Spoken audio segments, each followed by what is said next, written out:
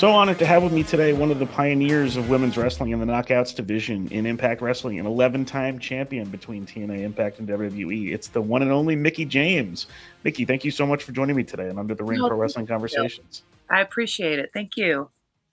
So let's start with the big match. You're challenging Trinity for the Knockouts Championship at Bound for Glory in Chicago this weekend. How excited are you for this opportunity, and how do you think you and Trinity match up one-on-one?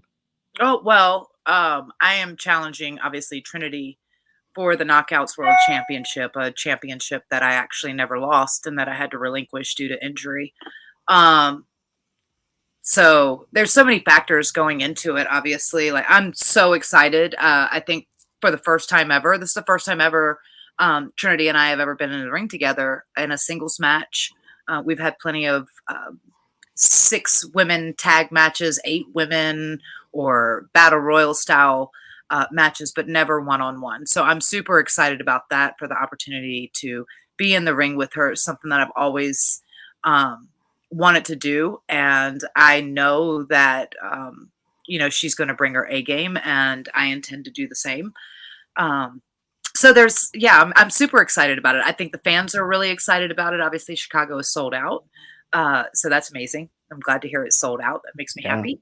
And I think, it's a new challenge. It's like I have never been in the ring with Trinity, obviously. So I don't really know what to expect except for explosion. She's very dynamic. She's very explosive, and unpredictable. So that's why I say when I don't know what to expect. But I think it's going to be a great match, and I hope to win the match, because I would love nothing more than to win back the championship I never lost. But at the end of the day, I've said it before, and I'll say it again. It's going to be a great match, and I know the best woman is going to win. So. Now, she joined Impact Wrestling while you were out with your injury. What was your reaction when you saw that she was joining Impact? Because that was a pretty huge move for Impact to be able to make. It was a huge move. It was a huge move, and I think it was a great choice and a great fit for her as well. I love Impact so much, and I have a lot of love and loyalty for them, for how they promote the women and promote the knockouts, and for the freedom of your character, for the freedom of the match styles, the time, and the true like equality across the board. uh, I think that it was a really great fit for me, and of course I was really sad to be out and have to lose the title, and well, relinquish the title, I should say. I was really sad about that, but then um, I knew that Trinity was looking to find her place and where she was going. It was just a matter of time to find out where she was going to end up, and I knew she was going to shine no matter where she went. And I'm grateful that she chose Impact Wrestling, because I do think that she is so different than any of the other knockouts, and that's one thing about the knockout locker room, is that every woman is so different, and dynamic, that it really makes for a good mix back there. And also stylistically, like out in the ring, it makes for good matches, and different types of matches. um but yeah, I was excited to see her come in, and obviously she came in. um she made her mission known, and she wanted to be champion, which I don't blame her. If you don't want to be champion, I don't know what you're doing, honestly, because that is, I think, the end goal. And maybe that's just a championship, a champion mindset. But in my opinion, that you should always want to be the best. And if you're not vying to be the best, then you're wasting time. Whether it's, my time, the company's time, your own time, and time is way too valuable to waste. And you should never settle for less than the best. And that's what she did. And the people have really gotten behind her. I feel like they've fallen in love with her in a whole different capacity, and the type of trend that I know, you know. Um, so I was honored. I was honored to see her come in and shine. And in fact, I was cleared for a while. I've been cleared for a while before I came back for Impact 1000. Uh, but I was so excited for my friend, and I was so excited to see her winning and glowing, and seeing the Impact Zone just really embracing her as their champion. It was beautiful. It was beautiful. And so, yeah. But also, as I'm sitting there waiting in the wings, watching her shine with a title, um, that I didn't lose, it was a bit bittersweet in a sense because I'm watching my friend shine and I'm watching my friend glow, if you will. And Mhm. but I still have that quest for gold, and I still have that piece of me eating at me going, "You didn't lose that." Right. And I was on a real high after, the last Last rodeo, rodeo, right? all of those things, and then to be sidelined with an injury is really frustrating. It just kind of put a stop to everything, and I was, um, in a real weird place about it. But coming back at Impact 1000, I think it really reset and reminded me of why I love this business so much, and the people, and the electricity in the building, and the fire you feel when you're out there. And it was like, oh yeah, I do love this so so much, and I am a champion. Um, and so, yeah. To you, I mean, you look up and down this Bound for Glory card. Obviously, you and Trinity is one of the feature matches on the card, but this is a stacked card, and it kind of reinforced for me that Impact is kind of a destination for people right now, whether people are ready for it or not. Over the last little while, what made it appeal to you to be a place that you wanted to go, and kind of what is this kind of resurgence for Impact kind of been like to be around for? Yeah, Impact is one of those, like, a lot of people sleep on Impact, and I've never understood it because I look at the roster and I look at the television product and the storylines and different things that they do and the packages, and I'm like, this is so great. It really, really is great. My number one reason for choosing Impact, to come back, was they chose me, in the sense that when I left WWE, I wanted to do something for women's wrestling. Women's wrestling has always been, to change the game for women has always been my number one priority since 1998, when I first stepped into a wrestling school and realized that we were different and we were treated different, and the opportunities were different for women than there were men. And obviously that was very apparent, on television and in every capacity, the way women were portrayed on television. And I was a fan. I was a wrestling fan. So it's not that I hated it, but I'm like, I always grew up a tomboy, and I grew up very competitive, um, and in the horse show world, right? And um, I felt like, we could make a real difference if there were enough women that worked really hard, that wanted to be wrestlers, that wanted to raise the bar, that eventually, hopefully, we'd get to a time and a place and a space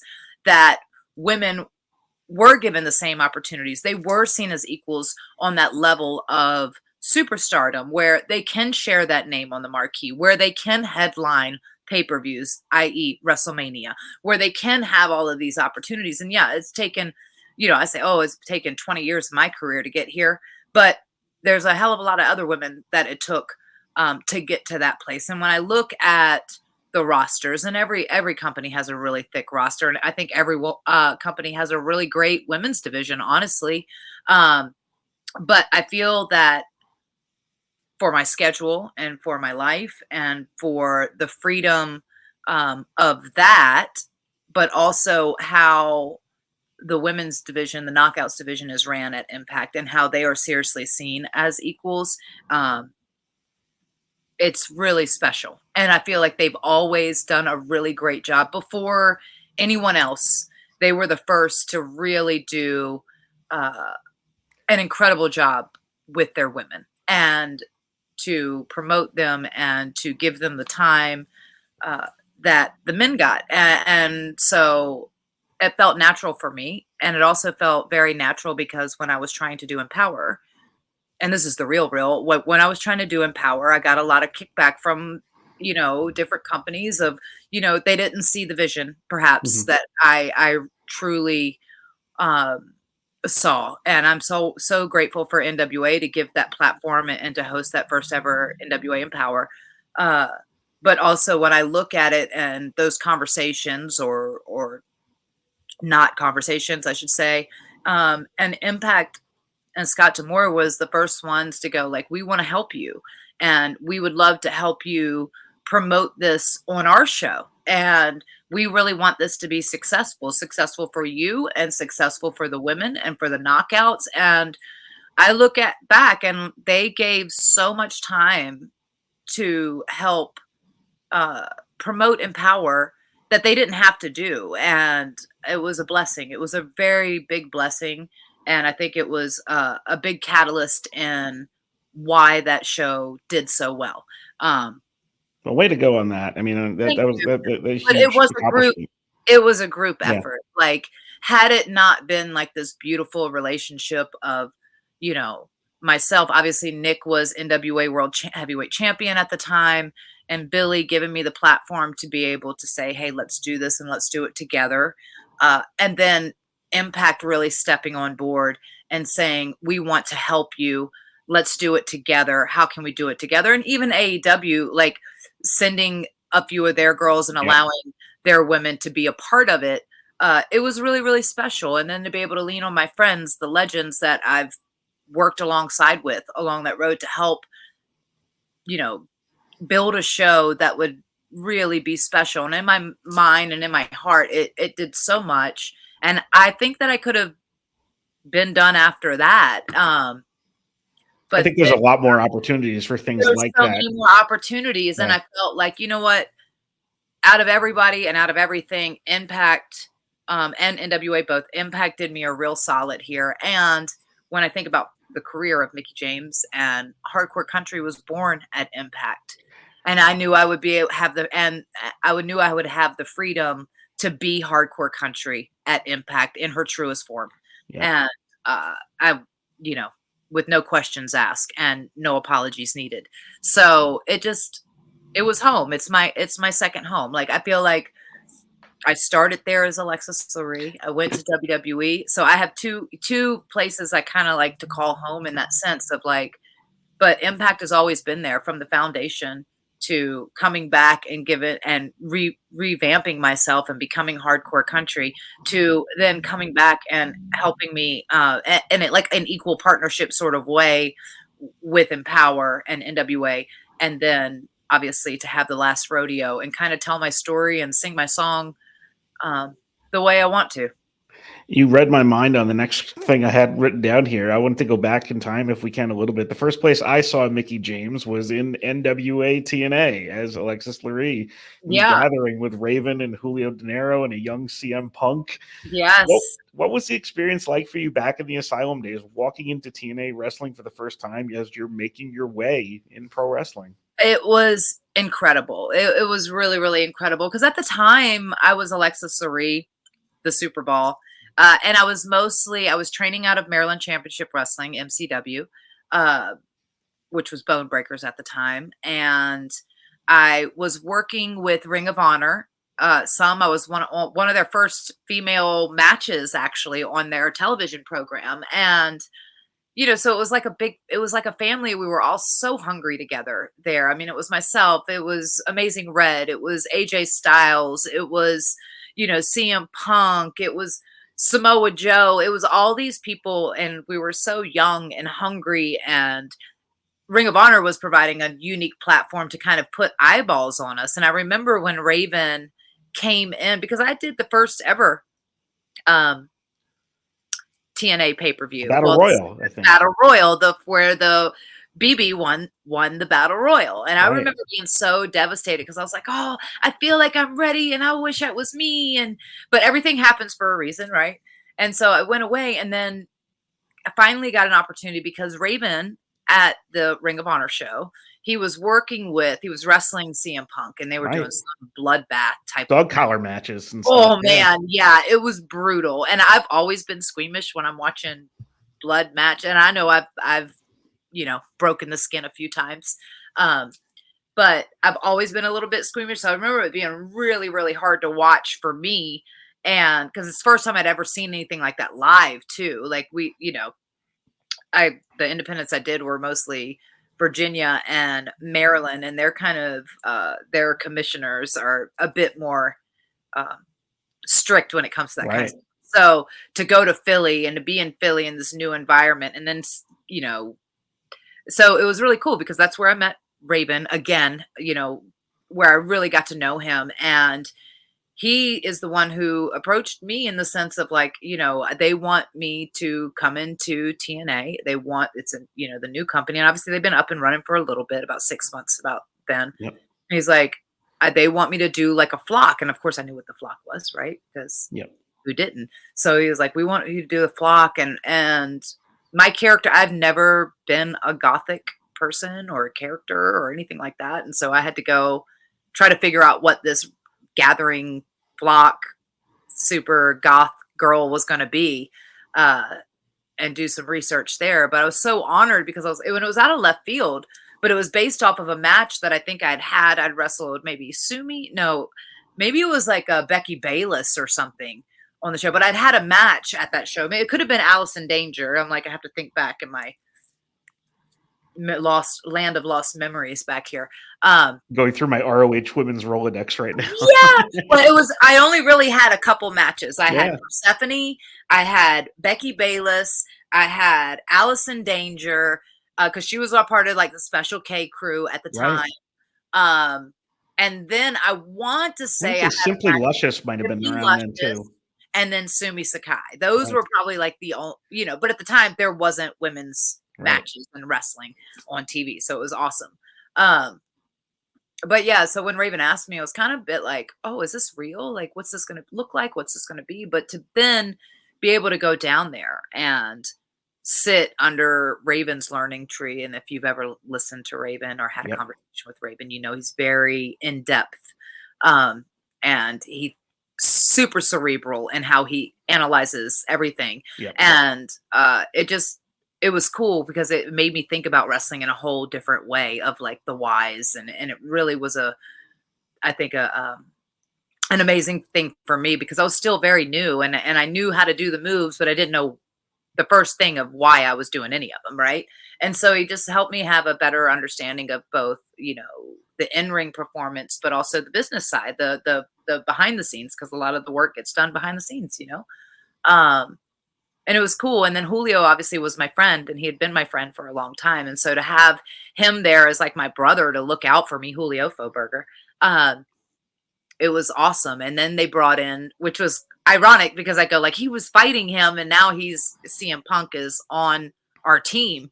But I was the first woman to ever do a Clockwork Orange House of Fun match. And for the longest time, the only one until Daphne, I think, did the second one. Oh, wow. So it was really crazy. And for them to be able to treat me like one of the boys, and the fact that Jeff Jarrett didn't let up when we were having those matches, he definitely, I felt like, treated me like one of the boys as far as with some of those shots. And, but I loved it. I loved it. And it was so different. And it just kind of made me step outside of my comfort zone as far as my character wise, but also, I just learned so much. I learned so much from Jeff. I learned so much from Raven. And Julio just took care of me the whole time. And I'm always grateful for that. And then obviously it formed a friendship with my friend Phil, who then I would not only share that time with him there, but I would share time with him at OVW. And then I would share, it's crazy how our, careers at that time in our lives were like, we're kind of weirdly synchronistic in that space, because we even would go on to debut on Sunday Night Heat, which would never make television together. What's funny about that is I was actually just talking to Vic Delicious, aka Rob Begley, about an hour ago, and he said, he said, he's like, she was in my tryout match on Sunday Night Heat. Yes, it was. I was managing on the floor, and then I remember coming back, and then for whatever reason, I think they threw us, because I remember when they told us that they were going to pair us together, and I go, well, this is odd. It's maybe because they saw us on TNA together. Right. Because I was like, his character is very different than the character I was doing at OVW at the time. I'd changed from obviously this super like Punky Brewster sort of bubbly character. Yeah. And he was still, straight edge CM Punk. And I was like, this is very different, but maybe because they saw us on TNA together, I don't know. And then we come back through the curtain and Hunter's there and he's like, I really love you and I really love you, but the two of you together, I don't get it. Then I'm like, no. Yeah. In terms of Rob, I'm based out of Poughkeepsie, so I've known Rob for about 16 years. So, Utica. That Yeah. was his name his whole We're going time to there. move on to something we call the 3 count now. It's going to be 3 relatively quick questions and your answers. First thing I Whoa. wanted to get was your thoughts on the Impact Wrestling Hall of Fame this year, specifically the broadcast team of Mike Tenay and Don West, and kind of thoughts on them, and then Tracy Brooks as well. I think all 3 of them a long time coming. You know, I adore Tracy. She is the OG knockout. The first I think the first woman to ever be featured in Playboy. I mean, don't quote me on that, but certainly the first knockout. Um, and she's just a great woman and an incredible friend.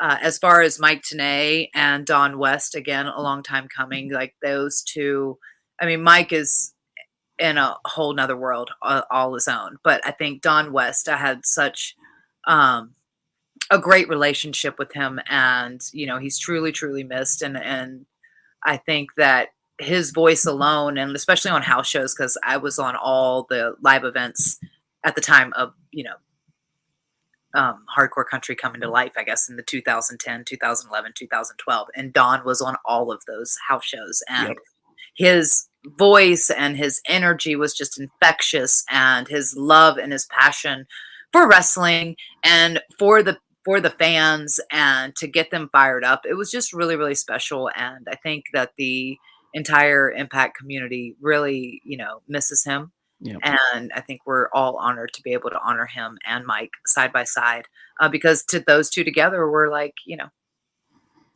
peanut butter and jelly, I guess would be. Absolutely. Yeah. Second question, other than yourself, who is the best country music singer in pro wrestling? Are there any other country music singers in pro wrestling? Aspiring, maybe just backstage, people, singing, and you're like, oh, that's not that bad. Oh, that's not too shabby. Well, You're the best judge. So. Bay is not Yeah. Chris Bay is not country, but I know he sings, and I saw he has a new single or a new music video Nice. coming out. He's doing it. Um, I don't know. There's an it's amazing how many incredible like artists I think the artistry, and maybe it's because it's that side of the brain, because wrestling kind of en- encases that, but from artist of drawing, like Sam Shaw is an incredible artist. Like his drawings are insane. Um, but there's just like from writers to songwriters to musicians to It all attracts the different types creative of types. yes, of Wrestling. very creative types in Yeah. the world of wrestling. And I think they kind of go hand in hand, and it's always great to see. And I tell everyone that if you have something else that you're really great at and you're passionate about, please do it, because it'll help you not go crazy when Yeah. you're like, well, I'm not booked. Just draw a picture. Just write a song. It's Very fine. nice. And then the last question, I'd be remiss if I didn't ask you thoughts on the new general manager of SmackDown, Nick Aldis. He is so handsome, is he not? Have you seen this new GM? Hello, can I get his number? No. I can't tell you how excited I am for Nick. Like, he's worked a really long time, and there's been opportunities that, perhaps he thought it would never happen, or we thought it may never happen, and, just different things along the way. And I feel like it's his time now, and I'm so grateful that he's finally gotten an opportunity. I know he's going to kill it. He's so great on the microphone as it is, but to be able to, I think this GM role is perfect, because he can be cocky and people can love him or they can hate him. And I just, I'm so excited for him, and he deserves it more than the world. And I think I was crying, when we got the news, and I'd been waiting for obviously the news to come out, and was trying to keep it as much as a secret as possible. So it was a big surprise. But yeah, it's amazing. And it's amazing to see him finally, living the dream and living his dream. And because, we're obviously a couple and we are a team. But I've had so many opportunities and so many amazing things in my career. And, I feel like a lot of people don't even know how good he is. And now they're going to see. Awesome. Yeah. Mickie James versus Trinity for the Knockouts Championship at Bound for Glory in Chicago, sold out this weekend and on Fight.tv. Mickie, thank you so much for joining me today on Under the Ring Pro Wrestling Conversations. I really enjoyed this. I appreciate it. Thanks so much and good luck. Okay.